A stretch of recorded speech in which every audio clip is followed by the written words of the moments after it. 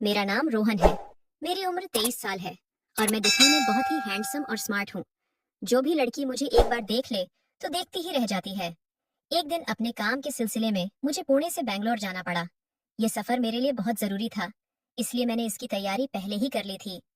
Train का ticket मैंने पूरे 2 महीने पहले ही बुक कर लिया था ताकि सफर आरामदायक हो। ट्रेन शाम 7 बजे की थी और मैं समय से पहले स्टेशन पहुंच गया। जैसे ही ट्रेन आई, मैं अपनी सीट पर जाकर बैठ गया। कुछ समय बाद ट्रेन धीरे धीरे भरने लगी। हर कोच में भीड़ बढ़ती जा रही थी। कुछ लोग अपनी सीटों पर जम गए थे तो कुछ खड़े खड़े ही जगह तलाशने में लगे थे। माहौल में हल्की हल्की गर्मी और शोर था। तभी मेरी नजर एक महिला पर पड़ी जो भीड़ में से रास्ता बनाते हुए मेरी ओर आ रही थी। वह करीब 50 साल की होंगी। उनके साथ दो लड़कियां थीं। तीनों अपनी जगह तलाशनी शुरू हुई, मेरे पास आई और मेरे सामने वाली सीट पर बैठ गई। महिला का नाम निर्मला था। वह विनम्र स्वभाव की लग रही थी। उनकी बड़ी बेटी का नाम अंकिता था, जो लगभग 19 साल की थी। उसने सलवार कुर्ता पहना हुआ था और अपने लंबे बालों को खूबसूरत चोटी में कुंठा था। उसकी खूबसूरती ने मेरी नजरें उसकी ओर खींचने लगी। वहीं उसकी छोटी बहन का नाम पूजा था और वह 16 साल की थी। ट्रेन में इतनी भीड़ थी कि कोई भी जगह दिखती थी वहीं बैठ जाता था। कुछ नीचे बैठ रहे थे, बाथरूम के पास जाकर बैठ रहे थे और कुछ ट्रेन के दरवाजे के पास। गर्मी बहुत थी क्योंकि यह मई का महीना था। आंटी को बहुत गर्मी लग रही थी। उन्होंने मुझसे कहा, बेटा क्या मैं खिड़की की तरफ बैठ सकती हूँ? मुझे बहुत गर्मी लग रही है और मुझे बीपी की दिक्कत है। मुझे भी गर्मी लग रही थी, लेकिन मैं अपनी सीट किसी को नहीं देना चाहता था। फिर मैंने थोड़ा आगे बढ़कर उनके पास झुककर देखा तो अंकिता और पूजा दूसरी तरफ बैठी हुई थी। मुझे लगा कि उनके पास बैठने को जगह मिल सकती है, इसलिए मैंने कहा, ठीक है आंटी, आप यहाँ बैठ सकती हैं और मैं अंकिता के पास बैठ जाऊंगा। मैं उठकर अंकिता के पास आ गया। अब हम दोनों एक दूसरे के करीब थे। ट्रेन के झटकों से हमारा शरीर एक दूसरे को छू रहा था। मेरे शरीर का स्पर्श उसके शरीर को हो रहा था, जिससे वह थोड़ी असहज हो रही थी और अपने आप को थोड़ा दूर करने की कोशिश कर रही थी। लेकिन भीड़ के कारण वह ज्यादा दूर नहीं जा पा रही थी। उसने बड़बड़ाना शुरू कर दिया, मम्मी की तो कुछ और ही बात होती है। पापा कह रहे थे कि एसी का टिकट बुक करते हैं, लेकिन मम्मी कुछ सुनती नहीं। उन्होंने कहा, एसी में तो घुटन होती है और यहाँ तो मुझे गर्मी लग रही है। फिर से थोड़ा सा सरकने की कोशिश कर रही थी, लेकिन जगह नहीं थी। मैंने उसे कहा, ट्रेन में हमेशा ऐसी ही भीड़ होती है। एक बार तो मैंने बाथरूम में बैठकर पूरी यात्रा की है। ये सुनकर अंकिता एकदम बोली, आप क्या बोल रहे हैं? बाथरूम में बैठकर? यात्रा की बाथरूम में कैसे बैठ सकते हो? आपके पास टिकट नहीं था क्या? मैंने कहा, नहीं नहीं, मैंने पहले से टिकट बुक किया था, लेकिन इतनी भीड़ थी कि मुझे अपनी सीट तक भी नहीं जा पा रहा था। उसने कहा, अब तो इतनी भीड़ है भाई, आप अभी बाथरूम में जाकर बैठ जाइए, थोड़ी जगह बनेगी। ऐसा कहकर उसने मुझसे थोड़ी जगह बनाने की कोशिश की, लेकिन जगह थी ही नहीं। ऐसे ही 2-3 घंटे बीत गए। ट्रेन में बहुत गर्मी हो रही थी। अंकिता और आंटी ने जो पानी साथ लाया था वह सफर के बीच में ही खत्म हो गया। गर्मी के कारण उन्हें बार बार प्यास लग रही थी। दोनों बस अगले स्टेशन के रुकने का बेसब्री से इंतजार कर रही थी। कुछ समय बाद ट्रेन एक छोटे से स्टेशन पर रुकी, लेकिन दुर्भाग्यवश वहां कोई पानी या कोल्ड ड्रिंक बेचने वाला नजर नहीं आया। यह देखकर आंटी और अंकिता परेशान हो गई। गर्मी और प्यास के कारण अंकिता खुद को बेहद असहज महसूस कर रही थी। उसने निराश स्वर में कहा, मुझे तो बहुत अजीब सा लग रहा है। अगर मुझे पानी नहीं मिला तो इस गर्मी में मैं यकीनन बेहोश हो जाऊंगी। उसकी आवाज में थकावट और बेचैनी साफ झलक रही थी। उसकी हालत देखकर मेरे भीतर कुछ करने की इच्छा जाग उठी। मुझे लगा कि किसी तरह पानी लाना चाहिए, लेकिन समस्या यह थी कि ट्रेन में इतनी भीड़ थी कि दरवाजे तक पहुंचना भी मुश्किल हो रहा था। चारों ओर लोग खड़े थे और रास्ता बनाना असंभव लग रहा था। लेकिन तभी मेरी नजर इमरजेंसी खिड़की पर पड़ी, जो हमारे पास ही थी। मैंने तुरंत फैसला लिया। मैंने खिड़की की ग्रिल को ऊपर की ओर सरकाया और अपने बैग को अंकिता और पूजा के पास छोड़कर खिड़की से बाहर कूद गया। अंकिता और आंटी मुझे आश्चर्य से देख रही थी, शायद सोच रही थी कि मैं ऐसा क्यों कर रहा हूँ। स्टेशन पर दौड़ते हुए मैंने जल्दी से पानी की बोतल और एक ठंडी कोल्ड ड्रिंक खरीदी। पसीने से तरबतर में इमरजेंसी खिड़की के पास वापस आया और उसी खिड़की से अंदर चढ़ गया। जैसे ही मैं अंदर पहुंचा, मैंने पानी की बोतल और कोल्ड ड्रिंक अंकिता की ओर बढ़ाई। उसके चेहरे पर राहत और खुशी के भाव थे। उसने तुरंत पानी की बोतल और एक लंबा घोंट लिया। उसके बाद उसने हल्के से मुस्कुराते हुए मेरी ओर देखा और मजाकिया लहजे में बोले, थैंक यू बाथरूम वाले। उसकी इस बात को सुनकर वहां बैठे सभी लोग जोर से हंसने लगे। मैंने कहा, मुझे बाथरूम वाला मत कहो, सबको लगेगा कि मैं बाथरूम साफ करने आया हूँ। वह बोली, तो फिर मुझे तो आपका नाम ही नहीं पता, तो मैं आपको क्या कहूँ? मैंने कहा, मेरा नाम रोहन है। वह बोली, थैंक यू रोहन, तुम्हारे कारण हमें पानी और कोल्ड ड्रिंक मिला। मैंने कहा, इस ओके। ट्रेन चलने लगी थी। झटकों के साथ मेरे और अंकिता के शरीर हल्के हल्के एक दूसरे को छूने लगे। मैं थोड़ा असहज महसूस कर रहा था, लेकिन अंकिता पूरी तरह सामान्य लग रही थी। ट्रेन की गति के साथ यह स्थिति बनी रही और लगभग आधा घंटा बीत गया। अचानक अंकिता ने पूजा की ओर झुककर धीरे से कहा, यार बेवजह कोल्ड ड्रिंक और पानी पिलाया, अब मुझे प्रॉब्लम हो गई है, मुझे वॉशरूम जाना है। उसकी बात सुनकर पूजा मुस्कुराई, लेकिन कुछ नहीं कहा। इसके बाद अंकिता अपनी माँ की ओर मुड़ी और थोड़ी झिझकते हुए बोली, मम्मी मुझे वॉशरूम जाना है। आंटी ने पहले उसे ध्यान से देखा और फिर धीरे से सिर हिलाकर कहा, जाओ बेटा। अंकिता उठी और दरवाजे की ओर जाने के लिए बढ़ी, लेकिन जैसे ही उसने दरवाजे की ओर देखा, वहां की स्थिति देखकर ठिठक गई। वहां इतनी भीड़ थी कि लोग फर्श पर बैठे हुए थे और रास्ता पूरी तरह बंद था। कोई खड़े होकर भी एक दूसरे से सटे हुए था। वह वापस आई और झुंझलाते हुए अपनी सीट पर बैठ गई। अंकिता ने अपनी माँ से कहा, बहुत भीड़ है, लोग नीचे ही बैठे हुए हैं, ऐसे में वॉशरूम तक पहुंचना नामुमकिन है। मैं यह सब देख और सुन रहा था। उसकी परेशानी को देखकर मुझसे रहा नहीं गया। मैंने उससे कहा, क्या हुआ, तुम वॉशरूम जा सकती हो। जो भी लोग रास्ते में बैठे हैं वे उठ जाएंगे और रास्ता देंगे, तुम कोशिश तो करो। अंकिता ने मेरी ओर देखा और हल्की झुंझलाहट के साथ कहा, हम कैसे जाएं, वहां हर जगह लोग बैठे हैं, कौन उठेगा हमारे लिए। आंटी ने मेरी ओर देखा और बोली, बेटा क्या तुम इनके साथ जा सकते हो, इनकी मदद करता हूँ मैं। मैंने सहमति में सिर हिलाया और कहा, ठीक है आंटी, मैं इन्हें वॉशरूम तक ले जाता हूँ। इसके बाद मैं उठ खड़ा हुआ और धीरे धीरे आगे बढ़ने लगा। अंकिता और पूजा मेरे पीछे पीछे चल रही थी। मैंने रास्ते में बैठे लोगों को एक एक करके धीरे धीरे हटने के लिए कहा। हम जैसे तैसे वॉशरूम तक पहुंचे, लेकिन वहां पहुंचकर पता चला कि सारे वॉशरूम व्यस्त थे। हर दरवाजे पर कोई न कोई खड़ा था। अंकिता और पूजा दोनों मेरी ओर देख रही थी, मानो पूछ रही हो कि अब क्या करें। तभी एक वॉशरूम का दरवाजा खुला और एक व्यक्ति बाहर निकला। मैंने तुरंत पूजा से कहा, तुम पहले जाओ। पूजा ने हिचकिचाते हुए अंदर कदम रखा। अब मैं और अंकिता वॉशरूम के पास खड़े थे। अंकिता बार बार इधर उधर देख रही थी।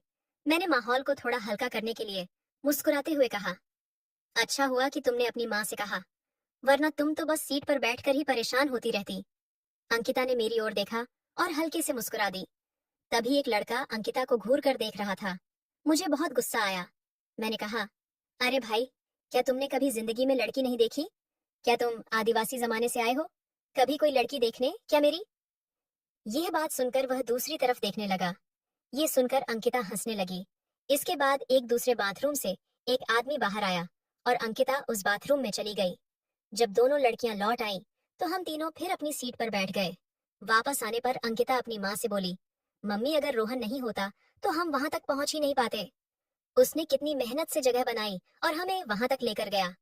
रात के 9 बज चुके थे। धीरे धीरे लोग अपने खाने के डिब्बे निकालने लगे। हर तरफ खाने की खुशबू फैल गई थी, जो भूख को और बढ़ा रही थी। अंकिता आंटी और पूजा ने भी अपना बैग खोला और उसमें से डिब्बे निकालने लगी। उनके खाने में सब्जी और महक रही थी। जैसे ही उन्होंने खाने की तैयारी शुरू की, अंकिता ने मेरी तरफ देखा और मुस्कुराते हुए कहा, रोहन, तुम खिड़की पर जाकर बैठो और मेरी मम्मी को यहाँ आने दो। मैंने उसकी बात सुनी और बिना किसी झिझक के खिड़की के पास जाकर बैठ गया। आंटी मेरे स्थान पर आकर आराम से बैठ गई। अब तीनों मिलकर खाने लगी। अंकिता का हंसमुख चेहरा और पूजा की चंचलता इस पल को और भी सुखद बना रही थी। जब वे खाने में व्यस्त थीं, तो अचानक अंकिता ने मेरी ओर मुड़कर पूछा, रोहन, तुम खाने के लिए कुछ लाए हो? उसका सवाल सुनकर मैं थोड़ा संकोच में बढ़ गया। मैंने हल्की मुस्कान के साथ कहा, नहीं नहीं आंटी, आप लोग खा लें, मैं ठीक हूँ। ये सुनते ही अंकिता ने अपनी आंखों में हल्की शरारत लाते हुए कहा, अरे हम तुम्हें नहीं खिला रहे हैं, हम तो बस यह पूछ रहे हैं कि तुम खाने के लिए कुछ लाए हो या नहीं। अब मैं थोड़ा सहज हुआ और जवाब दिया, हाँ, मैंने कुछ लाया तो हूँ, लेकिन मैं आपके बीच कैसे खा सकता हूँ। अंकिता ने मेरी ओर देखा और चिढ़ाने के अंदाज में बोली, अरे ऐसा क्या लाए हो जो हमारे साथ नहीं खा सकते। मैंने थोड़ा झिझकते हुए कहा, मैं बिरयानी लाया हूँ, चिकन बिरयानी। ये सुनते ही अंकिता की आंखें चमक उठी। वह उत्साहित होकर बोली, अरे वाह, मुझे तो बिरयानी बहुत पसंद है, लेकिन मेरी मम्मी बिरयानी नहीं खाती। हम दोनों तो बिरयानी के बड़े शौकीन हैं।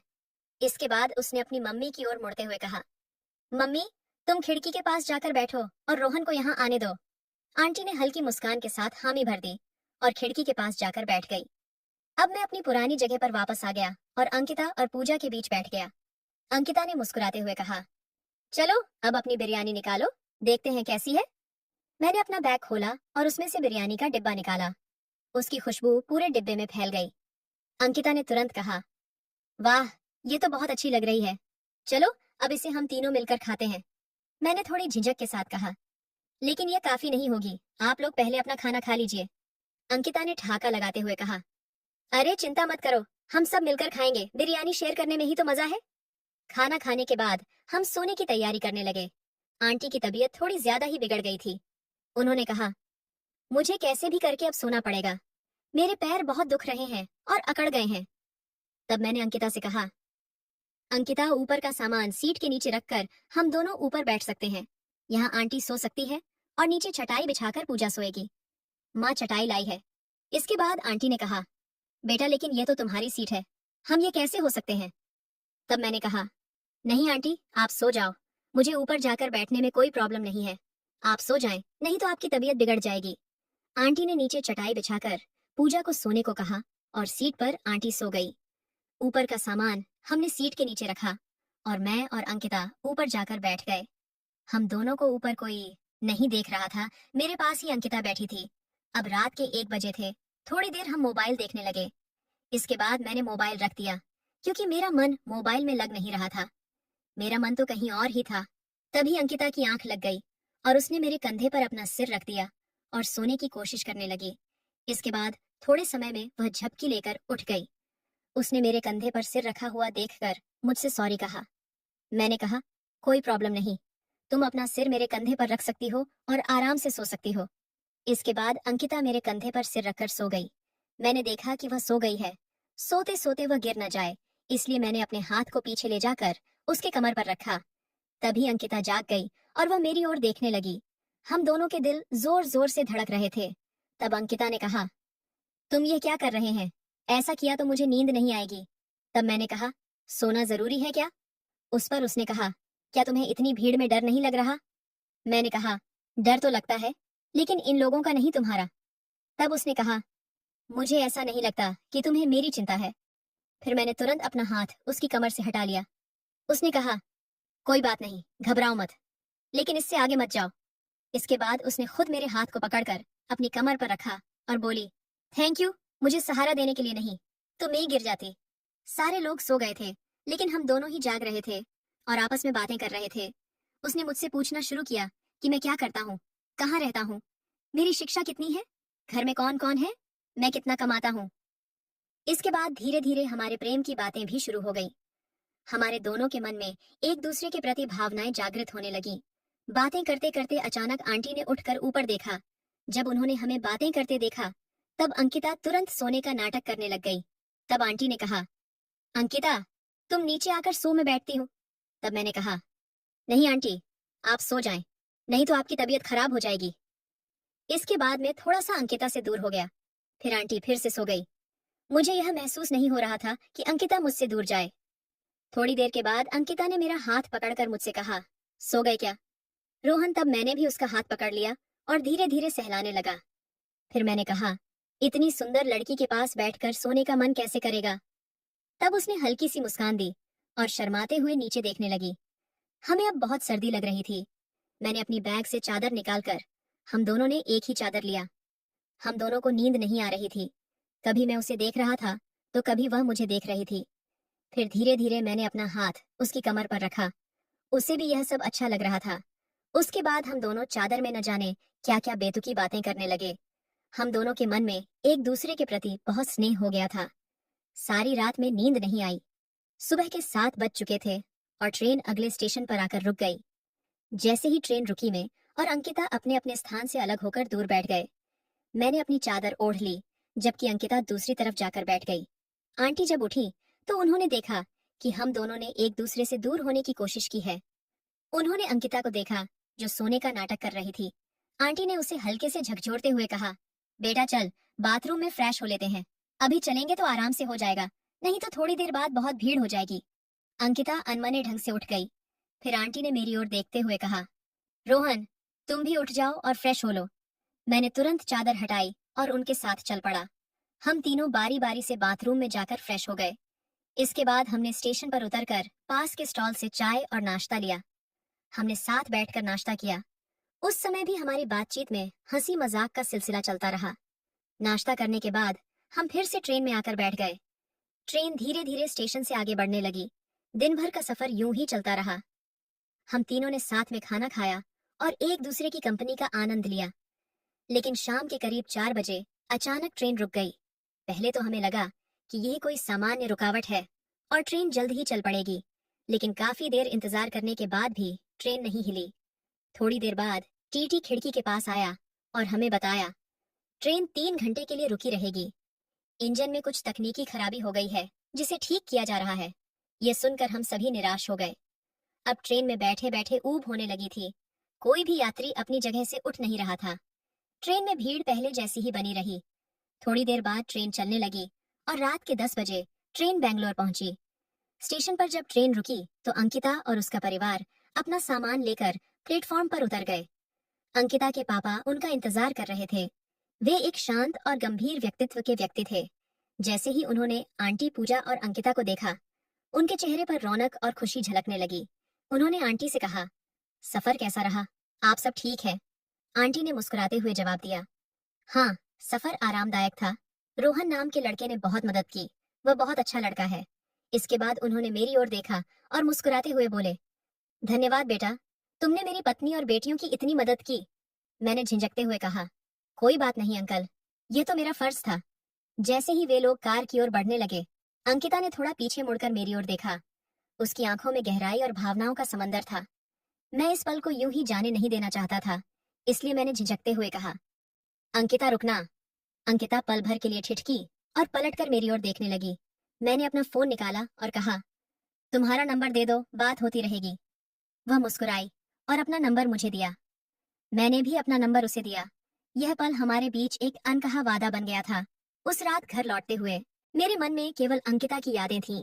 उसकी मुस्कान, उसकी बातें और हमारी ट्रेन की यात्रा के दौरान बिताए हर पल मेरे दिमाग में घूम रहे थे। इसके बाद के 6 महीने हमारे जीवन के सबसे खास दिनों में से थे। हम कॉल और मैसेज के जरिए लगातार जुड़े रहे। हर दिन हमारी बातें घंटों चलती थीं, चाहे दिन हो या रात। हमारी बातचीत में एक अलग ही अपनापन और गहराई थी। धीरे धीरे हमारी दोस्ती प्यार में बदल गई। इस दौरान मैं अपने करियर को लेकर बहुत गंभीर हो गया था। मैंने तय कर लिया था कि जब तक मुझे एक अच्छी नौकरी नहीं मिलती, तब तक मैं अंकिता के परिवार से शादी की बात नहीं करूंगा। आखिरकार मेरी मेहनत रंग लाई और मुझे एक अच्छी नौकरी मिल गई। मेरी सैलरी 50,000 थी और मेरी पारिवारिक स्थिति भी अब ठीक हो चुकी थी। मैंने अपने दिल की बात अंकिता के परिवार के सामने रखने का फैसला किया।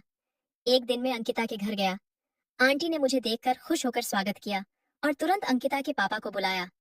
अंकिता के पापा मुझे देखकर बोले, हाँ बेटा, कैसे आना हुआ? मैंने साहस जुटाकर कहा, अंकल, मैं अंकिता से शादी करना चाहता हूँ। हम दोनों एक दूसरे से बहुत प्यार करते हैं। उनके चेहरे पर हल्की गंभीरता आई। उन्होंने मुझे बैठने को कहा और फिर पूछा, तुम क्या करते हो, कहाँ रहते हो और तुम्हारी सैलरी कितनी है? मैंने ईमानदारी से जवाब दिया, अंकल, मेरी सैलरी 50,000 रुपये है। मैं एक अच्छी नौकरी में हूँ और मेरी पारिवारिक स्थिति अब स्थिर है। आंटी, जो मुझे पहले से ही मुझे जानती थी, ने मुस्कुराते हुए अपने पति से कहा, यह लड़का बहुत अच्छा है। मैंने इसे ट्रेन में देखा है। ये न केवल हमारी बेटियों की बल्कि औरों की भी मदद करता है। उनकी बात सुनकर अंकिता के पापा ने मुझे कुछ पल देखा, फिर बोले, क्या तुम सच में मेरी बेटी को खुश रख पाओगे? मैंने आत्मविश्वास के साथ कहा, अंकल, अंकिता मेरी जिंदगी का सबसे अहम हिस्सा है। मैं उसे हर हाल में खुश रखूंगा। उनके चेहरे पर हल्की मुस्कान आई और उन्होंने कहा, ठीक है, अगर तुम दोनों एक दूसरे से इतना प्यार करते हो तो मुझे कोई आपत्ति नहीं। यह सुनते ही अंकिता और मेरी खुशी का ठिकाना नहीं रहा। जल्द ही हमारी शादी की तैयारियां शुरू हो गईं। हमारी शादी बहुत धूमधाम से हुई। परिवार, दोस्त और रिश्तेदार इस खास दिन का हिस्सा बने। उस दिन मुझे एहसास हुआ कि जीवन कभी कभी सबसे खूबसूरत तोहफा वही देता है जहां आप उसे खोजने की उम्मीद भी नहीं करते। ट्रेन की वह यात्रा मेरे लिए एक नई शुरुआत थी। वहीं मुझे मेरी जीवन साथी मिली और उसी सफर ने मेरी जिंदगी को नई दिशा दी। अब हम दोनों खुशी खुशी अपनी जिंदगी बिता रहे हैं और हर दिन उस यात्रा को याद करके मुस्कुराते हैं। तो दोस्तों, आपको यह कहानी कैसी लगी? कमेंट करके जरूर बताएं।